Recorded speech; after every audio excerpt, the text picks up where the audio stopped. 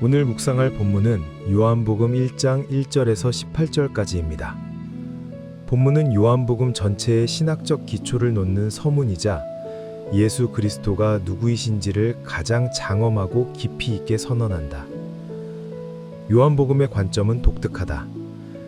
다른 복음서들은 예수님의 지상에서의 삶과 사역을 역사적 관점에서 기술하고 있다. 하지만 요한복음은 그러한 관점에서 기록하지 않는다. 그리스도의 초자연적 측면, 신적 측면에 초점을 맞추고 있다. 요한복음에는 그리스도의 탄생에 대한 이야기라든지 그리스도의 어린 시절 이야기라든지 세례를 받으신 그러한 내용도 없다. 사단에게 시험을 받으신 내용도 없다. 겟세마네 동산에서의 고뇌라든지 승천에 대한 내용도 없다. 요한복음은 다분히 신학적이다. 예수 그리스도의 본질에 대해 말씀하는 책이다. 요한복음은 예수님을 태초부터 계셨던 말씀으로 소개함으로 시작한다. 이는 창세기 1장의 첫 구절을 떠올리게 하며 예수님이 피조물이 아니라 창조 이전부터 존재하신 분임을 밝히는 말씀이다. 말씀 되신 예수님은 하나님과 구별되면서도 본질적으로는 하나님이시며 모든 만물이 그로 말미암아 창조되었다. 이 말씀 안에 생명이 있었고 이 생명은 사람들을 비추는 빛이셨다. 이렇게 생명 되시고 빛이 되신 주님이 세상에 오셨지만 불행히도 어둠 속에 있는 세상은 깨닫지도 알아보지도 영접하지도 않았다. 그럼에도 하나님은 세상에 새로운 소망의 길을 열어주셨다. 빛 되시는 예수 그리스도를 믿고 받아들이는 모든 사람에게 하나님의 자녀가 되는 권세를 주신 것이다. 이는 사람의 어떠한 노력이나 조건 같은 것으로 되는 것이 아니었다. 오직 하나님의 은혜로만 가능한 것이었다.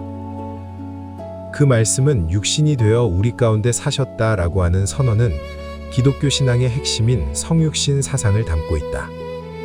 영원하신 말씀이 인간의 몸을 입고 역사 속으로 들어오셨다는 것은 하나님이 인간의 고통과 한계 속으로 직접 들어오셨다는 뜻이다.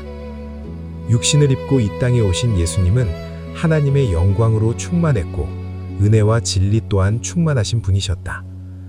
아무도 하나님을 본 사람이 없지만 이 땅에 오신 예수님이 당신의 삶을 통하여 하나님을 우리에게 나타내어 보이셨다. 그러니까 예수님은 보이지 않는 하나님을 가장 완전하게 계시하여 보이게 하신 분이라는 말이다. 하나님이 어떤 분이신지 알고 싶다면 예수를 바라보아야 한다는 것이 요한의 결론인 것이다. 그러므로 예수님을 바라볼 수 있다는 사실이 얼마나 큰 복인지 모른다.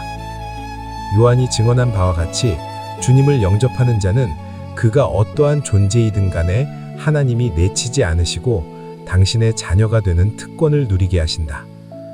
그리고 예수 그리스도를 통하여 은혜와 진리를 충만히 채워주신다. 거듭난 하나님의 백성들은 예수 그리스도를 통하여 날마다 하나님을 만나게 된다. 언제든지 은혜의 보좌 앞으로 나아갈 수 있는 것이다. 출세했다고 해서 성공한 인생이라 말할 수 없다. 사업에 성공했다고 해서 성공한 인생이라 할 수 없고 떼돈을 벌었다고 해서 성공한 인생이라 할 수도 없다.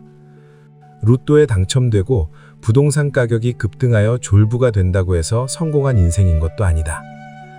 진정으로 성공한 인생은 빛 되신 예수 그리스도를 영접하고 거듭남으로 주님의 자녀가 된 인생이다. 세상의 최고 학부를 나오고 세상의 모든 걸 다 가진다고 해도 주님 없는 인생은 그저 쪽박 차는 인생일 뿐이다. 나는 세상적으로 보면 쥐뿔도 없는 인생을 살아온 사람이다. 대단한 스펙이 있는 것도 아니고 가진 것도 없는 자이다. 그동안 무슨 업적 하나도 제대로 이룬 것이 없다. 잘난 것도 없고 내세울 것 하나 없다. 수십 년 캐나다 생활에도 여전히 영어 하나도 제대로 하지 못하는 무능한 사람이기도 하다. 게다가 나이를 먹어가는 육신은 갈수록 쇠하해지고 있을 뿐이다. 그럼에도 불구하고 오늘의 말씀을 통하여 다시 확인하는 것은 내가 주님의 복을 누리며 사는 자라는 사실이다. 주님이 내 인생의 주인이시며 내 아버지이기 때문이다. 나야말로 세상이 줄 수도 알 수도 없는 하늘나라의 상속자이기 때문이다. 그러므로 주님만이 나의 유일한 보물이며 영원한 보석임을 다시 한 번 더 고백한다. 주님만이 나의 진정한 소망임을 또한 고백한다. 요한계시록 14장 13절을 보면 주 안에서 죽는 자들이 복이 있다고 했다. 주님을 영접하고 하나님의 자녀가 되는 권세를 누리고 있는 자들에게 있어서 죽음은 마지막이 아니라 새로운 축복의 시작, 영생의 시작이기 때문이다.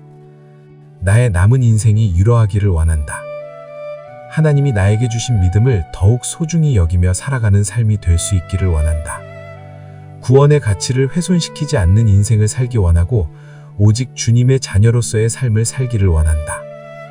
내 자녀선들 역시 빛 대신 주님의 자녀로 살아가게 하심 또한 너무나 감사하기만 하다.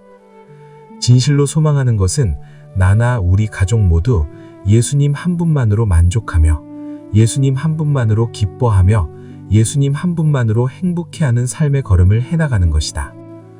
내 속에 예수 그리스도의 보석을 심어주시고 내게 구원의 은혜를 베푸시고 이렇게 평생 믿음의 길을 걸어가도록 인도하시는 하나님을 마음 깊이 찬양하게 되는 아침이다.